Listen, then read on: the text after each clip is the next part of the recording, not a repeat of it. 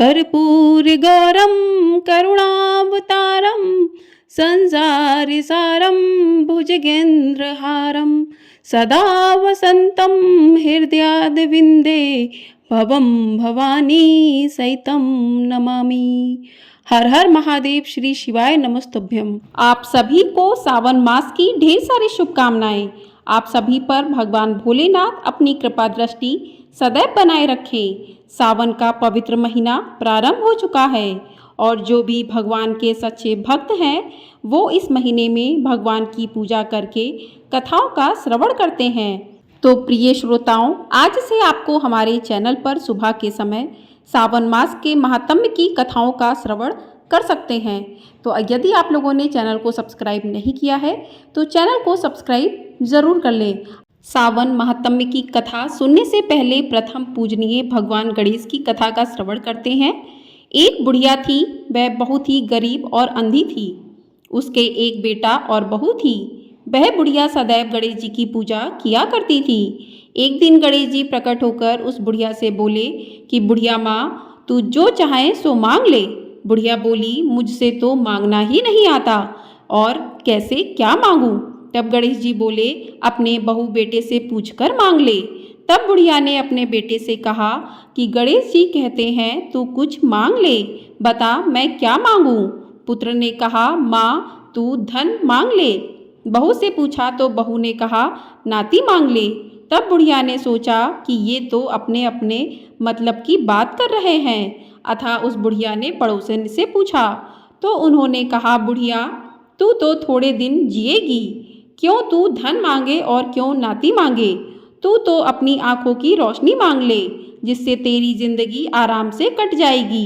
इस पर बुढ़िया बोली, यदि आप प्रसन्न हैं तो मुझे 9 करोड़ की माया दें, निरोगी काया दें, अमर सुहाग दें, आंखों की रोशनी दें, नाती दें, पोता दें और सब परिवार को सुख दें और अंत में मोक्ष दें। यह सुनकर तब गणेश जी बोले कि बुढ़िया माँ, तूने तो हमें ठग लिया। फिर भी जो तूने मांगा है वचन के अनुसार सब तुझे मिलेगा। और यह कहकर गणेश जी अंतर्ध्यान हो गए। उधर बुढ़िया माँ ने जो कुछ मांगा वह सब कुछ मिल गया। हे गणेश जी महाराज, जैसे तुमने उस बुढ़िया माँ को सब कुछ दिया वैसे ही सबको देना। बोलिए भगवान गणेश की जय। तो चलिए अब शुरू करते हैं सावन मास के महात्म्य की कथा का पहला अध्याय। आप सभी लोग ध्यानपूर्वक भगवान भोलेनाथ की महात्म्य की कथा को सुने। तो चलिए कथा को प्रारंभ करते हैं। एक बार सूत जी शौनक तथा अन्य ऋषिगणों की सभा में पधारे।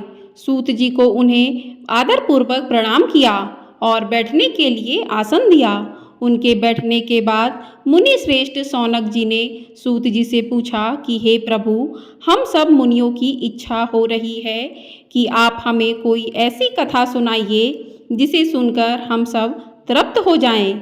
हमने आपके मुख से अनेक आख्यान सुनकर आनंद प्राप्त किया है। आपके मुख से हमने तुला राशि का सूर्य होने पर कार्तिक मास का महात्म्य, मकर राशि का सूर्य होने पर माघ मास का महात्म्य और मेष राशि का सूर्य होने पर वैशाख मास का महात्म्य सुना है।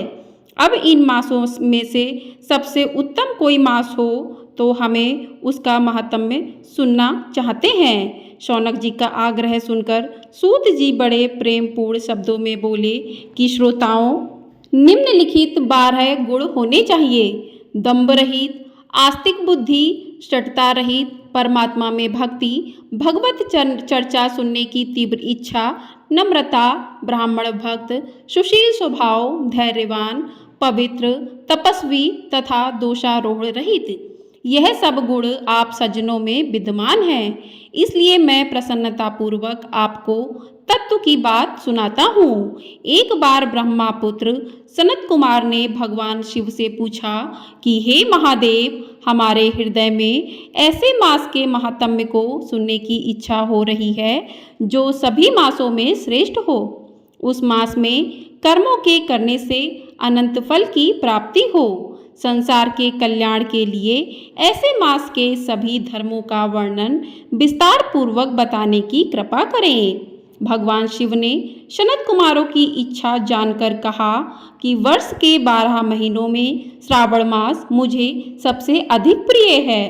पूर्णिमा को श्रावण नक्षत्र का योग हो जाने से इस मास का नाम श्रावण पड़ा है। श्रावण मास में सिद्धि प्राप्त होने के कारण इस मास का नाम श्रावण पड़ा। आकाश के समान स्वच्छ हो जाने से नभा नाम कहा है। श्रावण मास के फलों को कहने के लिए ब्रह्मा जी हुए। इसका महात्म्य को देखने के लिए इंद्र हुए और भगवान अनंत ने इसके फल को कहने के लिए 2 सहस्त्र जिह्वा धारण की थी। इसलिए श्रावण मास के धर्मों की गणना करने के लिए पृथ्वी पर किसी में सामर्थ्य नहीं है। इस महीने की कला को भी अन्य मास प्राप्त नहीं कर सकते। इस मास का कोई भी दिन व्रत शून्य नहीं है। इस मास की सभी तिथियां व्रत वाली हैं। सनत कुमार बोले कि हे महादेव, आपने अभी बताया कि इस मास की प्रत्येक तिथि व्रत वाली है, अतः आप मुझे बताइए कि किस तिथि से कौन सा व्रत रखा जाता है, उस व्रत का अधिकारी कौन है, उसका फल क्या मिलता है तथा उस व्रत को करने की विधि क्या है, किसने इस व्रत को किया है, उसकी उद्यापन विधि क्या है, उसका देवता कौन है, पूज्य कौन है, पूजन सामग्री क्या है, प्रधान पूजन किसका करना है, जागरण विधि क्या है, किस व्रत का क्या समय है। हे प्रभु, आप मुझे ये सब बातें कृपया कर विस्तार पूर्वक बताने की कृपा करें। श्रावण मास आपको क्यों प्रिय हुआ, इसे पवित्रतम किस कारण से कहा गया, इस मास में कौन अवतार उत्तम माना गया है, इस मास में कौन सा अनुष्ठान करने योग्य माना गया है। हे प्रभु, आप सब प्राणियों के लाभार्थ मुझसे कहें। रविवार से शनिवार तक जो व्रत आदि किए जाते हैं वह कृपया कर बताने का कष्ट करें। आप सभी देवताओं में बड़े होने के कारण महादेव कहलाते हैं। पीपल के पेड़ में तीनों देवों ब्रह्मा, विष्णु और महेश का निवास कहा गया है, उसमें भी आपका निवास सबसे ऊपर कहा गया है। आप कल्याण रूप होने के कारण शिव, पाप नाशक होने के कारण हर कहलाते हैं। शरीर में गणेश जी का अधिष्ठान रूप 4 दल का मूलाधार नाम का चक्र है।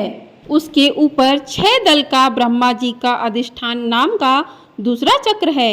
सबसे ऊपर 10 दल का भगवान विष्णु का मणिपुर नामक तीसरा चक्र है। चौथा चक्र हृदय में 12 दल का अनाहत नाम का है।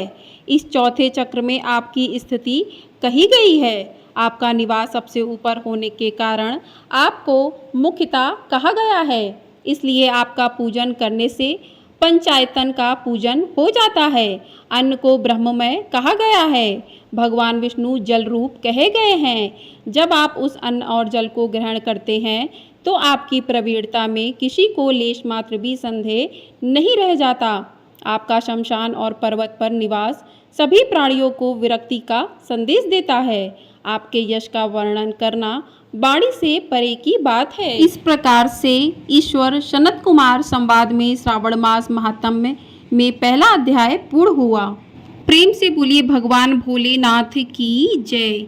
हर हर महादेव। ओम नमः शिवाय। तो इस प्रकार से पहला अध्याय पूर्ण हुआ। कल आप सुनेंगे सावन मास महात्म्य का दूसरा अध्याय। तो वीडियो को लाइक ज़रूर कर दीजिएगा। आपका एक लाइक हमारे लिए बहुत अधिक महत्वपूर्ण होता है। और चैनल पर पहली बार आए हैं तो चैनल को सब्सक्राइब ज़रूर कर लीजिएगा। आपको सावन मास के प्रत्येक दिन सावन महात्म्य की कथाएं हमारे चैनल पर सुनाई जाएंगी। तो चैनल को सब्सक्राइब करके बेल आइकन प्रेस ज़रूर कर दीजिएगा, जिससे आपको हमारी आने वाली वीडियो का नोटिफिकेशन तुरंत मिल सकेगा और आप कथाओं का लाभ उठा सकेंगे।